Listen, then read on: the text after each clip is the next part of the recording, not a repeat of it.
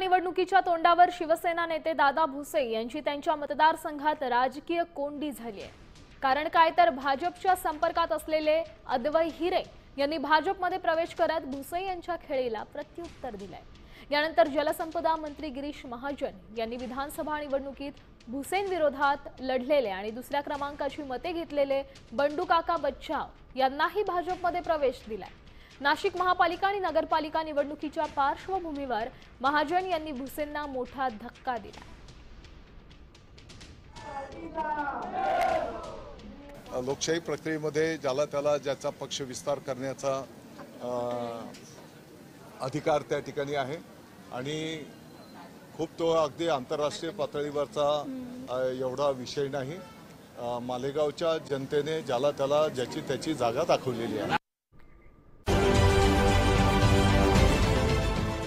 देश विदेशातील प्रत्येक घडामोडींचे लाईव्ह अपडेट मिळवण्यासाठी आता साम टीव्हीच्या सर्व सोशल मीडिया प्लॅटफॉर्मला लाईक, फॉलो आणि सबस्क्राईब करा।